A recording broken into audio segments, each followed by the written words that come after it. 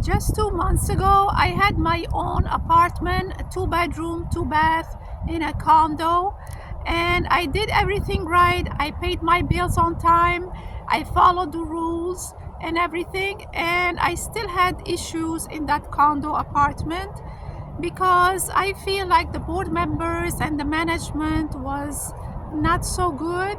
And one time, for example, I had a used bicycle, and I was trying to change the tires, not me, but a friend of mine on the bicycle. And somebody from the neighbor called the police and said somebody is stealing parts of a bicycle. And then when they came, I told them I bought it from the online, and there's that somebody in a lady that keeps making problems.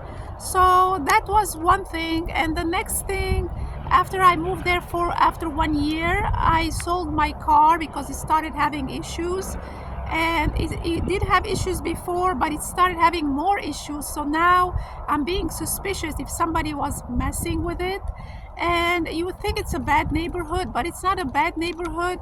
It's just the people that live there, either they were trying to harass me, or it's the people that moved there after a while. So, but anyway, my car started breaking down, so I had to sell it to WeBuyAnyCars.com. They had a location there, and so I sold it. So now my parking space was free, but then I had to take Uber or Lyft to get groceries in the beginning.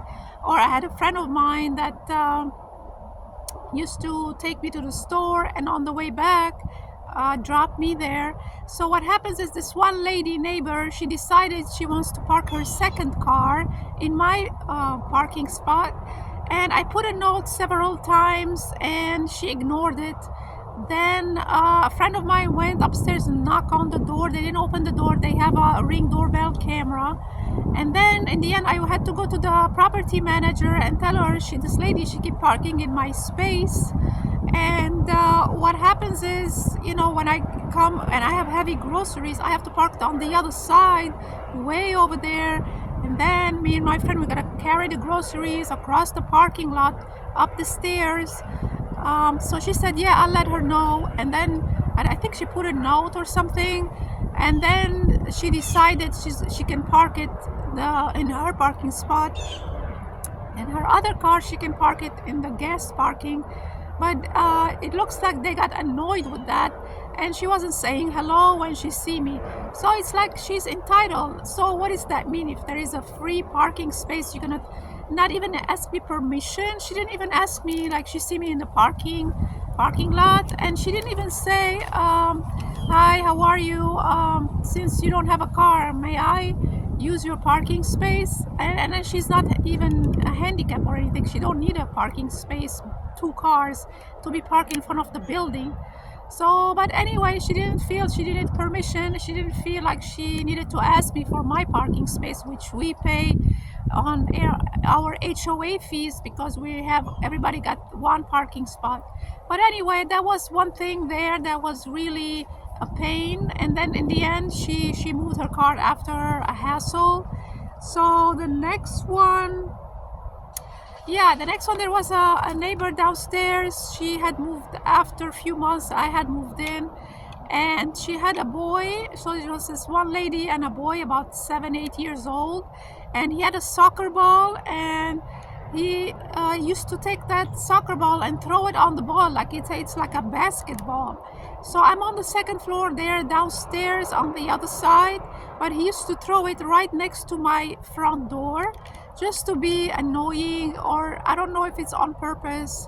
So he used to be real pain every afternoon. He comes back from school around 2:30, 3 o'clock, and then he starts throwing the ball, and then randomly he stops, and then he starts again. And then the management company, they go home at 2 o'clock, so forget about calling the manager because she's gone for the day. And I went and knocked on the door and ring the doorbell, and she see me on the camera. She said, I don't know, like he's playing or whatever. So I told her, okay, there's a playground couple of blocks, that's where people go and play in the playground. This is not a playground, this is a residence. You can't be throwing the ball. So that didn't help. Anyway, so I went the next day in the morning when the manager was there. I had to complain to her and tell her. I took a video and showed her. She said, "Yeah, you're not. They're not allowed to throw the ball in the apartment building." So then she sent a notice or whatever, and then they stopped for a week or two, not even 2 weeks.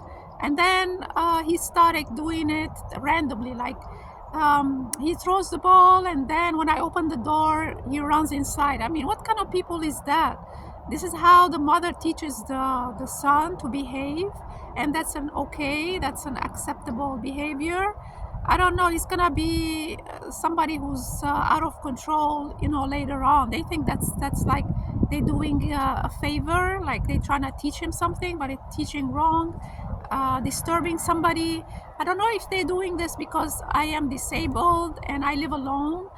Do you think that's the reason? Because other people, when if I was somebody who's 6 feet tall, a guy with a loud voice, I speak in a soft voice. I don't scare people, and then I'm about 4 feet 11. So I feel like I don't scare people when I talk, and you know even when I say something, I don't it doesn't register with them. I get the feeling because either I'm on disability, they discriminate, or there is something, that doesn't register with them. I don't scare people. I'm not trying to scare them, but I'm trying to be assertive. So anyway, let me know if that's one reason. But so I had so many issues in that apartment condo, so that I thought I'm gonna cut my losses and move out. And I don't want to hear all these. I don't want to be around those people, this environment that's stressing me out and provoking tension, and it's affecting my health. And thinking long term, I'd rather rent for a while until I find something, or if I don't find something, I wait till something comes up and see what happens. Because either way, I'm dealing with stress. But here, I'm not stuck I'm not stuck there. So I can move next month. I'm months to months. I can go somewhere else.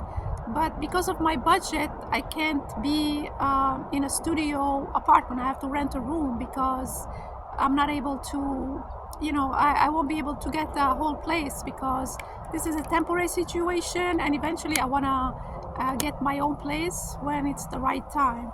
But anyway, I had other issues too, but the list is long, so I thought I give you a briefing how much problems I had just 2 months ago, living in my own place in a 2-bedroom condo. So next time I choose a place, I want to make sure the management is much better than this previous one, because they had so many renters there. But that lady downstairs, she wasn't a renter, so she was an owner. So you never know. So it's not that wasn't the case in that situation.